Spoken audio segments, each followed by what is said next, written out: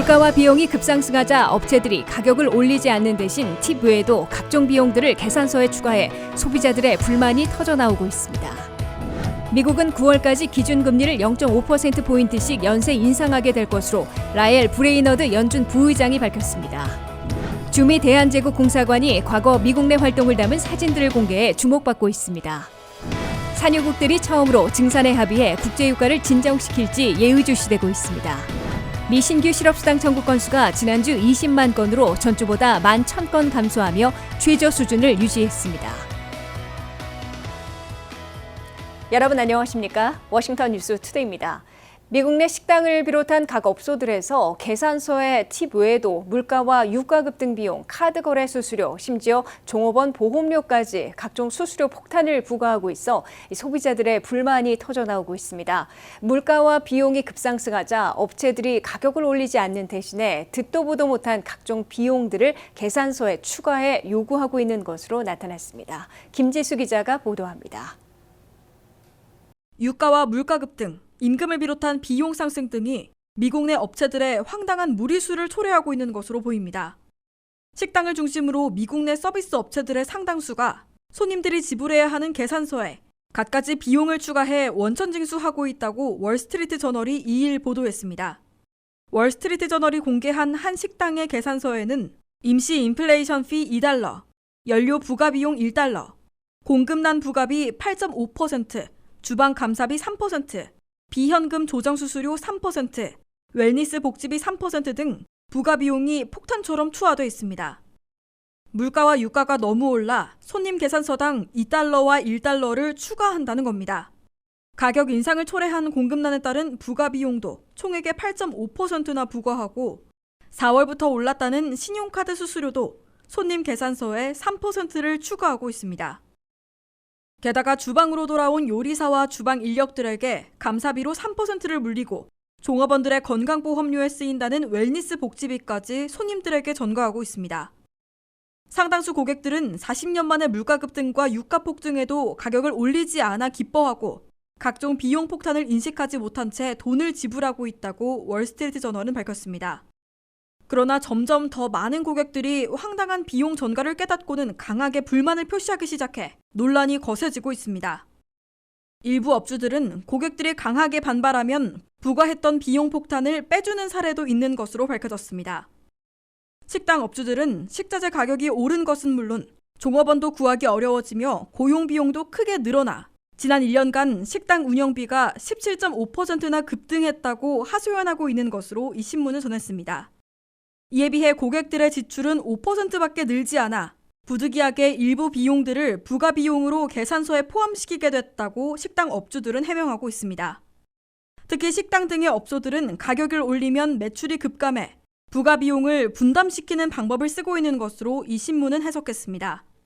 하지만 업주들이 감내해야 하는 종업원 임금과 복지 비용까지 고객들에게 전가시키는 무리수로 불만이 폭발하고 결국 손님을 잃게 만들고 있는 것으로 월스트리트 저널은 경고했습니다. WKTV 뉴스 김지수입니다. 미국의 물가 급등이 정점을 찍고 둔화되기 시작한 것으로 속단할 수 없어 6월과 7월은 물론 9월에도 기준금리를 0.5%포인트씩 연쇄 인상하게 될 것으로 라엘 브레이너드 연준 부의장이 밝혔습니다. 미국의 소비자 물가가 40년 만에 최고치인 8.5%에서 8.3%로 둔화돼 정점을 찍고 둔화되기 시작했다는 관측이 나왔으나 아직 안심하기는 일러 연쇄 금리 인상을 멈출 수 없다는 입장을 공표한 것으로 해석됩니다. 한면태 기자가 보도합니다. 물가 잡기에 올인하고 있는 미국 중앙은행 연방준비제도의 2인자인 라엘 브레이너드 부의장이 아직 인플레이션이 피크 정점에 도달했다고 보기는 어려워 연쇄 금리 인상을 지속할 수밖에 없다는 입장을 밝혔습니다. 라엘 브레이너드 연준 부의장은 CNBC와의 인터뷰에서 미국의 인플레이션이 피크에 도달했다 보기에는 때이르다고 밝혔습니다. I think it's too early to say a string of decelerating inflation data to feel more confident. 물가 급등이 정점을 찍고 둔화되기 시작했을 것으로 보는 경제 분석가들의 관측과는 다른 시각으로 여러 변수들이 도사리고 있어 물가가 다시 오르락내리락할 수 있음을 시사한 것으로 해석됩니다. 미국의 소비자 물가는 40년 만에 최고치인 3월에 8.5%까지 치솟았다가 4월에는 8.3%를 기록해 연쇄 금리 인상 여파로 정점을 찍고 둔화되기 시작한 것으로 기대돼 왔습니다.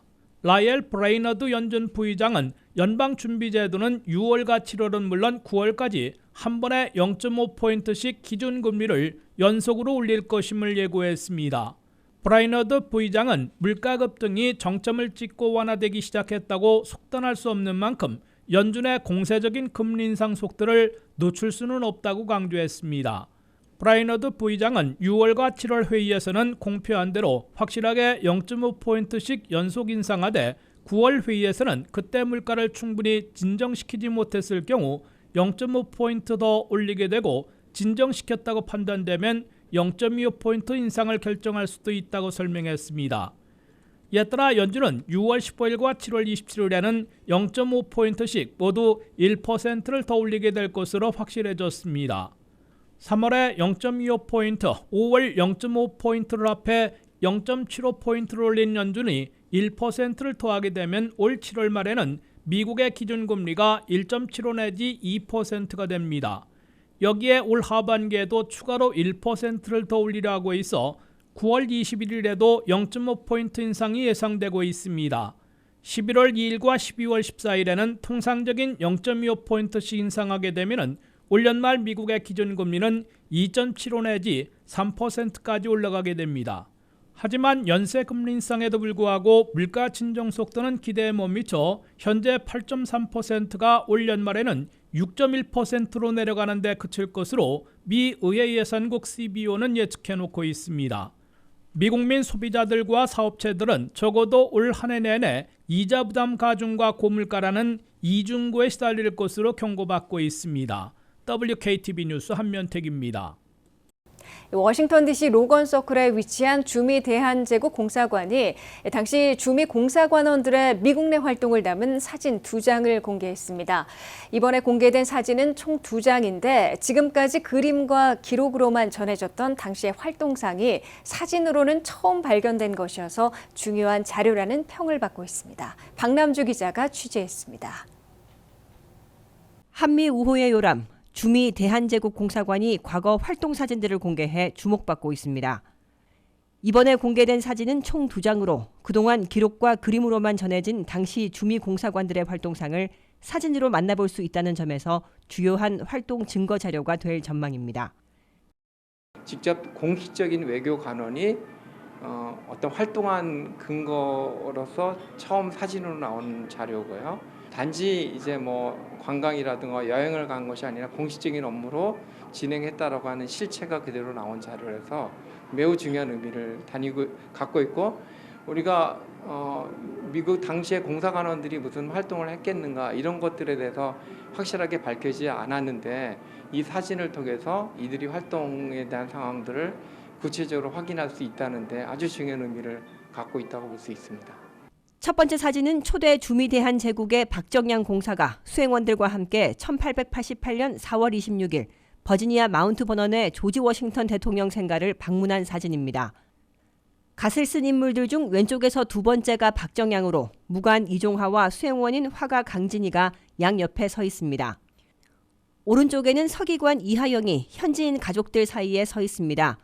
사진을 보면 방문 당시 현지인들로부터 많은 관심과 환영을 받은 것으로 보입니다. 이 사진은 대한제국의 공식 외교관이 미국의 기관을 방문한 가장 오래된 사진으로 여겨집니다. 박정양의 문집 미행일기를 봐도 4월 26일 마운트 버넌의 워싱턴 생가를 방문한 기록을 찾아볼 수 있습니다. 두 번째 사진은 공사관이 피서옥에서 현재의 로건 서클 15번지로 이전한 1889년 봄 이완용과 이채연이 본국에서 미국으로 돌아온 후 부인들과 마운트 버넌을 방문한 사진입니다. 가장 왼쪽은 공사관의 직무를 보는 하인으로 추정되며 오른쪽에 조금 떨어져서 이하영, 이채연의 부인 이채연이 서 있습니다. 가운데는 공사관의 서기관으로 근무했던 알렌이 그의 딸과 함께 서 있고 그 옆에 이완용과 그의 부인이 서 있습니다. 방문한 날 날씨가 더웠던지 서양식 양산을 갖고 있는 것이 흥미롭습니다. 이 사진들은 마운트 버넌 워싱턴 도서관이 소장한 자료로 자료 해제 과정에서 양 기관이 협력해 밝혀낸 것입니다.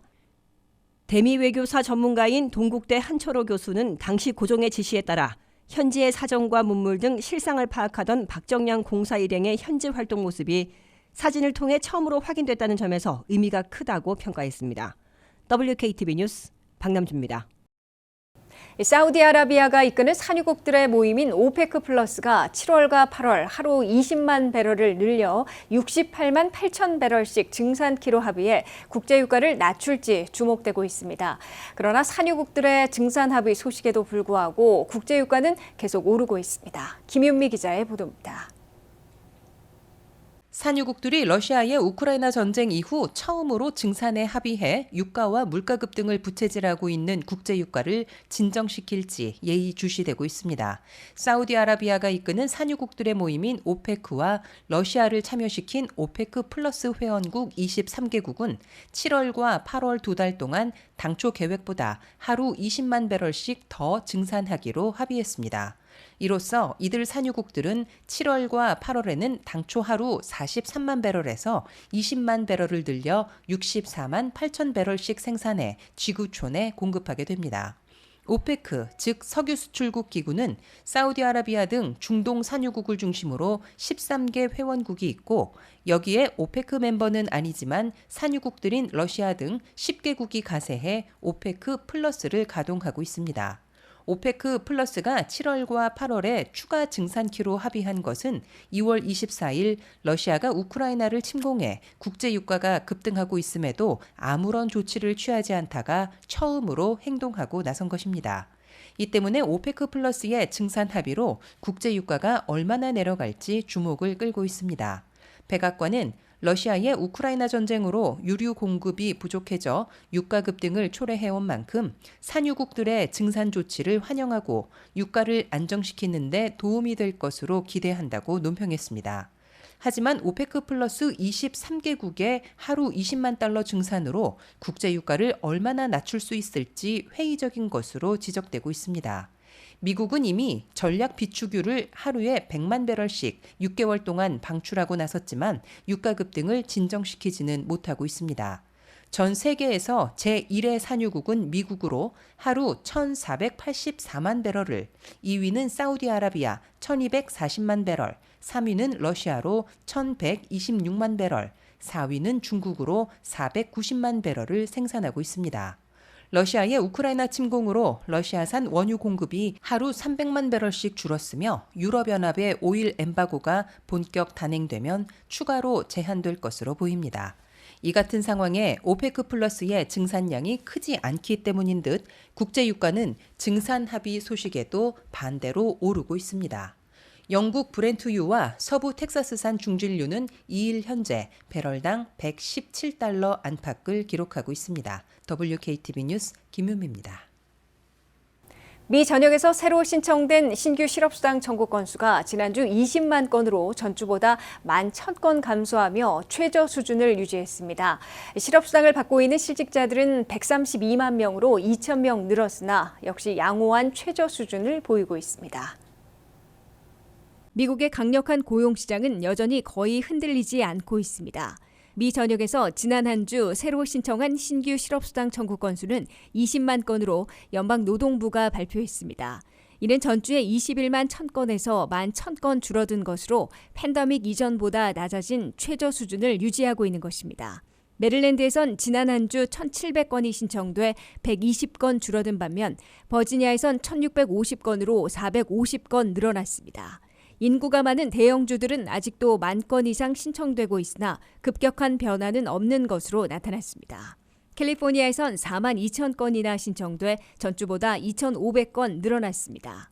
텍사스에선 14,100건이 신청돼 230건 줄어들었습니다. 뉴욕에선 12,900건으로 1,000여 건 증가했습니다. 이와 함께 실업수당을 받고 있는 실직자들은 2주 늦은 5월 14일 현재 132만 명으로 연방노동부는 집계했습니다. 이는 전주보다 2,000명 늘어난 것이지만 1969년 이래 53년 만에 최저치를 기록하고 있는 것입니다. 이 중에서 거의 대부분은 각 주별 고용보험으로 지급하고 있는 레귤러 실업수당으로 128만 7,500명이 지급받아 전주보다 6,800명 늘어났습니다. 실업수당 수령자들이 다소 늘어났으나 반세기 만에 최저 수준을 유지하고 있다는 평가를 받고 있습니다. 특히 미국 경제에서 쌓이고 있는 각종 악재들에도 강력한 고용시장은 아직 흔들리지 않고 있음을 보여주고 있습니다. 전날 발표된 사람을 구하는 잡 오프닝은 1,140만 개인데 비해 실업률 3.6%에 따른 실업인구를 모두 채용해도 546만 개나 남아도는 셈이어서 강력한 고용시장을 유지하고 있다는 평을 듣고 있습니다. 또한 더 많은 임금이나 더 좋은 베네핏을 찾아 직장을 옮기는 이직자들도 440만 명이나 발생해 누구나 원하면 더 좋은 일자리를 찾을 수 있는 완전 고용 상태임을 보여주고 있습니다.